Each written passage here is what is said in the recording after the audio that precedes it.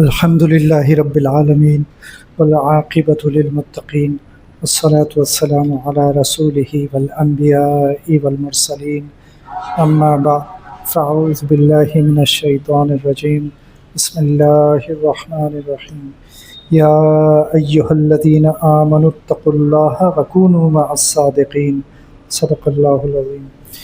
اللہ سبحانہ وتعالیٰ اس آیت میں فرما رہے ہیں کہ اے ایمان والو تقوی اختیار کرو، یعنی اللہ سے ڈرو، وکونوا مع الصادقین، اور سچے لوگوں کے ساتھ ہو جاؤ، سچے لوگوں کی صحبت اختیار کر لو۔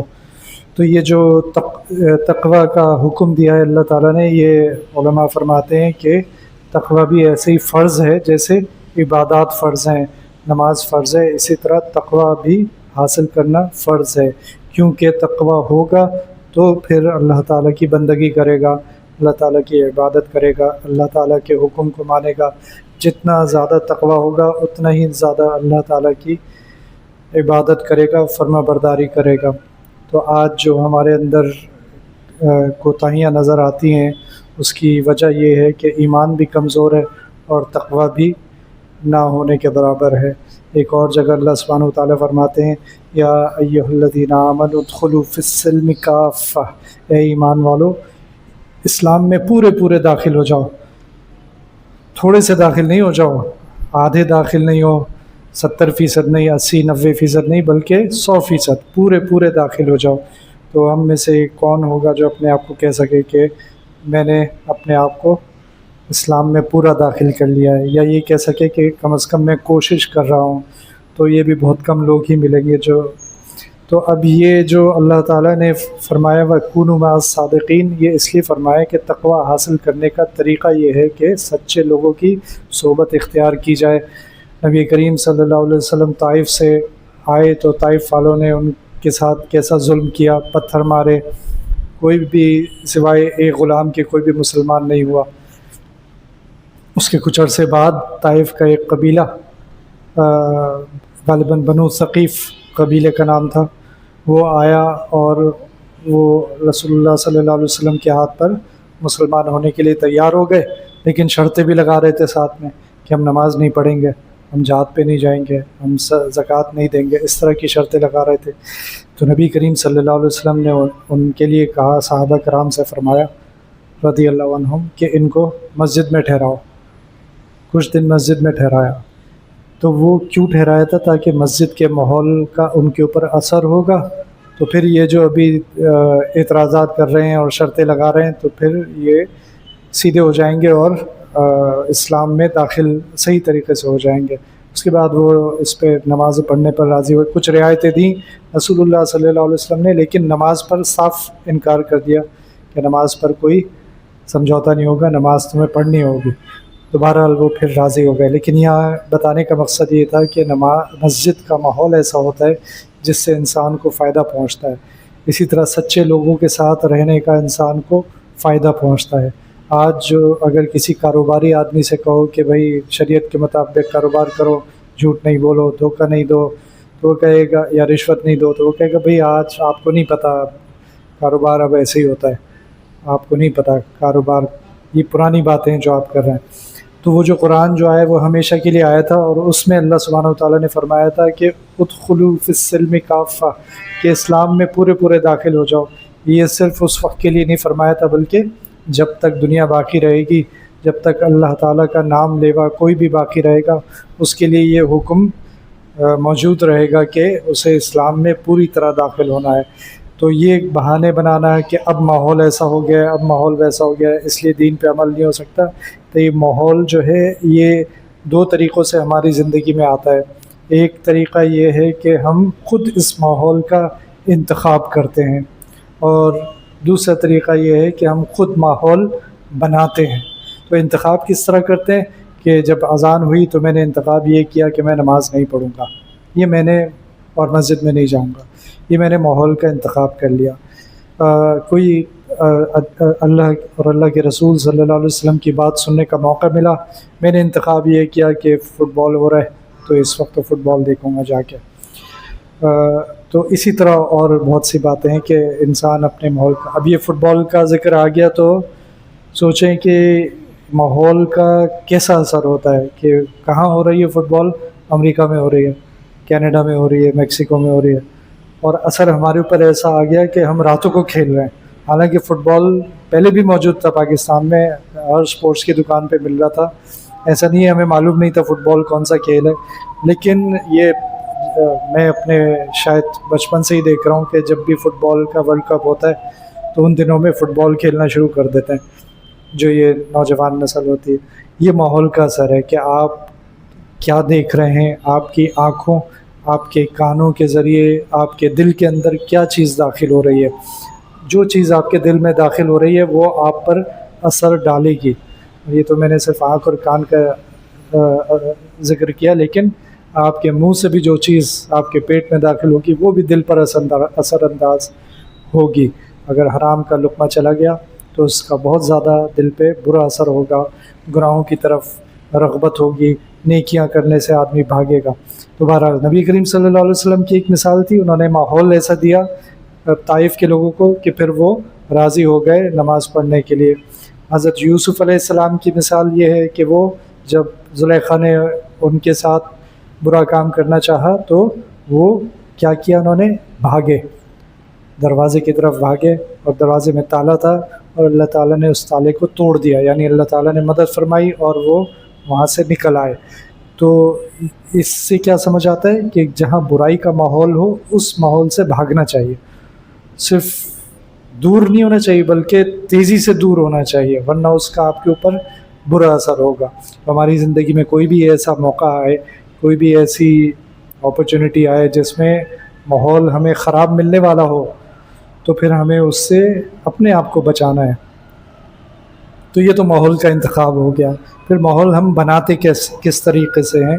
माहौल हम इस तरीक़े से बनाते हैं कि हर कोई कहता है कि झूठ नहीं बोलना चाहिए, और बाप जो है वो बच्चों को तलक़ीन करता रहेगा, पूरे महीने तलक़ीन करेगा, और महीने के एक दिन कोई घर पे मिलने आया और बाप ने कह दिया कि कह दो कि अब्बू घर पे नहीं है, तो सारी जो उसकी ज़बान से जितनी बातें थीं और जितनी दफ़ा की गई थी उनका वो कोई असर नहीं हुआ, सारा असर ख़त्म हो गया जब उसने बेटे से झूठ बुलवा दिया। इसका बेटा ये, चाहे वो छोटा बच्चा था चाहे बड़ा बच्चा था, लेकिन उसके सबकॉन्शियस में ये बात बैठ गई कि झूठ बोल सकते हैं जब हम चाहें तो ये अब ये माहौल बनाने का है कि अपने घर का माहौल आप कैसा बना रहे हैं। आप अपने घर में झगड़े कर रहे हैं, बच्चों के साथ ज़ालिमाना सलूक कर रहे हैं, अपनी अहलिया के साथ ज़ालिमाना सलूक कर रहे हैं, बेइज्जत कर रहे हैं, तो ये सारा माहौल कौन बना रहा है? ये आप ख़ुद बना रहे हैं, ये कोई और नहीं बना रहा। घर में फ़िल्में देखी जा रही हैं, फैमिली के साथ बैठ के ऐसी फ़िल्में, कोई अब तो शायद ही कोई ऐसी फ़िल्म होती हो जिसमें फहाशी ना होती हो। फिर घर में गाड़ी में म्यूज़िक चल रहा है, बच्चों के साथ हैं, शादियों में जा रहे हैं, शादियों में इख्तिलात है, औरतें मर्द एक साथ हैं। ये सब चीज़ें जिनसे अल्लाह और अल्लाह के रसूल सल्लल्लाहु अलैहि वसल्लम ने सख्ती से मना किया, तो वो माहौल हम खुद बना रहे हैं। और फिर हम कहेंगे कि माहौल ऐसा है तो हम क्या कर सकते हैं, ये तो हम खुद बना रहे हैं। और फिर एक उसकी दलील भी देते हैं जिसका कोई सर पैर नहीं है, कि दीन और दुनिया को साथ लेके चलना पड़ता है। गुनाह करेंगे और कहेंगे कि दीन और दुनिया को साथ लेके चलना पड़ता है। तो ये अल्लाह ताला के सामने जब खड़े होंगे फिर ये जवाब दीजिएगा कि फिर अल्लाह ताला आपको बताएंगे कि मैंने तुम्हें कहाँ कहा था कि गुनाह और दीन को साथ लेके चलने की इजाज़त मैंने कब दी थी, बताओ कब दी थी। तो ये हम सबको इस बात का, तो मेरे शेख जो हैं हज़रत मौलाना जलील अहमद अख़ून साहब दामत बरकातुहुम, उन्होंने फरमाया है कि मुसलमान कभी भी माहौल से मुतासर नहीं होता, यानी सही मुसलमान जो होता है वो माहौल से मुतासर नहीं होता। नबी करीम सल्लल्लाहु अलैहि वसल्लम आखिरी वक्त है, बीमार हैं, चल नहीं सकते, कंधा देकर उन्हें लाया जा रहा है कि नमाज़ पढ़ सकें, लेकिन मस्जिद में नमाज़ पढ़ रहे हैं, छोड़ नहीं रहे। अपनी बीमारी में भी उन्होंने इस्तिक़ामत कैसी थी, वो तो खैर रसूलुल्लाह थे सल्लल्लाहु अलैहि वसल्लम, लेकिन हम अगर उस लेवल पर नहीं पहुंच सकते, लेकिन अपने आप को जो देखें तो सही कि हम किन छोटी छोटी बातों पर नमाज को छोड़ देते हैं या मस्जिद को छोड़ देते हैं। तो रसूलुल्लाह सल्लल्लाहु अलैहि वसल्लम की तो पूरी ज़िंदगी इस पे है कि जब वो دنیا جب تشریف لائے تھے، یعنی جب ان کو رسالت مل گئی، نبوت مل گئی، کیسا ماحول تھا؟ کوئی سوچ سکتا تھا کہ کون سی برائی ایسی تھی جو اس معاشرے میں نہیں تھی؟ شراب کی 250 نام تھے، اتنی شراب پی جاتی تھی، زنا اور جھگڑے اور جنگیں، قتل کر دینا، یہ سب بالکل عام برائیاں تھیں، اور بڑی بڑی عجیب عجیب برائیاں تھیں ان کے اندر۔ اس ماحول کو رسول اللہ صلی اللہ علیہ وسلم نے تبدیل کر دیا، اور ایسے لوگوں میں سے تبدیل کر دیا کہ آج ہم ان کا نام لیتے ہیں تو رضی اللہ عنہم ساتھ میں ضرور کہتے ہیں۔ اللہ سبحانہ وتعالیٰ نے ان کے بارے میں فرما دیا رضی اللہ عنہم ورضوا عنہ، اللہ ان سے راضی ہو گیا اور وہ اللہ سے راضی ہو گیا۔ ان کا ذکر قرآن میں آ گیا۔ وہ لوگ جو بدترین لوگ تھے، جب ان کے لیے نبی کریم صلی اللہ علیہ وسلم آہستہ آہستہ ماحول بناتے گئے تو وہ دنیا کے سب سے افضل، حضرت ابو بکر صدیق نبیوں کے بعد سب سے افضل انسان رضی اللہ عنہ۔ تو مسلمان کا کام یہ رسول اللہ صلی اللہ علیہ وسلم سے سیکھے کہ ہمیں متاثر نہیں ہونا، ہمیں مؤثر ہونا ہے، یعنی ہمیں حالات کو بدلنے کی کوشش کرنی ہے، چاہے ہم اس میں ناکام ہو جائے، وہ کوشش ہمیں ضرور کرنی ہے۔ ہمیں حالات کے سامنے مغلوب نہیں ہونا کہ حالات کا شکار ہو گئے۔ حضرت نے یہی فرمایا ہے کہ جو مسلمان ہوتا ہے وہ کبھی بھی حالات سے مغلوب نہیں ہوتا، کتنے بھی مشکل حالات ہو جائیں مغلوب نہیں ہوگا، بلکہ حالات کو بدلنے کی اپنی کوشش جاری رکھے گا۔ اسی طرح اس کی زندگی اللہ تعالیٰ کے ہاں قبول ہو جائے گی۔ پہلے زمانے میں گھروں سے گلیوں ولیوں میں نکلتے تھے تو قرآن پڑھنے کی آواز آتی تھی، یہاں تک کہ پیچھے جس گھر میں رہتا تھا تو میرا جو کمرہ تھا وہ برابر والے گھر کے قریب ہی تھا، تو وہاں جو رہتے تھے صاحب وہ روزانہ صبح فجر کے بعد قرآن شریف پڑھتے تھے، ان کی آواز آتی تھی۔ آج تو اگر پڑھا بھی جاتا ہے تو آواز کہیں پہ آتی نہیں ہے۔ تو یہ ماحول جو ہے یہ ہمیں خود بنانا ہے، اور اگر ہم نے مولانا اسلم شیخو پوری رحمہ اللہ، ان کی بیٹی کی شادی ہو رہی تھی تو ان سے لوگوں نے کہا کہ آپ کی ایک ہی بیٹی ہے، آپ ذرا تھوڑا سا تو کچھ اہتمام کر لیں شادی میں، آپ تو بالکل ہی سادگی سے کر رہے ہیں۔ انہوں نے جواب میں فرمایا کہ میری ایک ہی بیٹی ہے، اس کی شادی تو سنت کے مطابق کرنے دو مجھے، یعنی سادگی کے ساتھ۔ تو ماحول بنانے والے لوگ ایسے ہوتے ہیں۔ میرے اپنے جن سے میں نے بہت کچھ سیکھا ہے، شیخ ہاشم صاحب امریکی ہیں، کسی زمانے میں مسلمان ہو گئے، والد یہودی تھے، تو اب جب مسلمان ہو گئے تو ایسے مسلمان ہو گئے کہ مکہ مکرمہ سے جامع ام القریٰ سے انہوں نے تعلیم حاصل کی، پھر پاکستان آئے، پھر ان کے بیٹے کی شادی ہوئی، اس میں انہوں نے بلایا۔ تو اب جو امریکہ کے ایک امیر ترین علاقہ جو ہے وہاں کے رہنے والے وہ، اور انہوں نے جس طرح کھانا زمین پہ کھانا تھا، دریاں بچھی ہوئی تھیں اور تھال تھے، اور اس میں سب تھال کے اندر کھا رہے تھے، کوئی الگ الگ پلیٹیں نہیں تھیں، سنت کے مطابق انتظام تھا۔ انہوں نے کوئی نہیں سوچا کہ میرے بارے میں لوگ کیا سوچیں گے کہ یہ کیسا انتظام ہو رہا ہے۔ ہم شادی ہوتی ہے تو ہم 500 مہمان اگر بلانے ہیں تو ہمیں کیسی اسکرین لگانی ہے، کیسی لائٹیں لگانی ہیں، کتنے کھانے رکھنے ہیں، کیونکہ ہمیں دکھانا ہے کہ ہم نے کیسے دھوم دھام سے شادی کی۔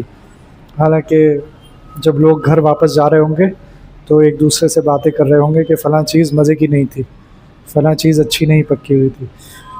تو لوگ تو ہمیشہ آپ سے کبھی بھی مطمئن نہیں ہو سکتے۔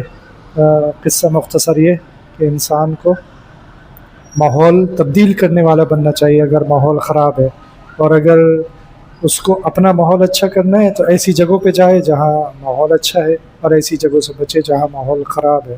اور اپنے گھر کا ماحول بنانا ہر بڑے کا کام ہے کہ وہ اپنے گھر کا ماحول اچھا بنائے۔ ربنا تقبل منا انك انت السميع العليم وتب علينا انك انت التواب الرحيم وصلى الله تعالى على خير خلقه محمد وعلى آله واصحابه اجمعين آمين برحمتك يا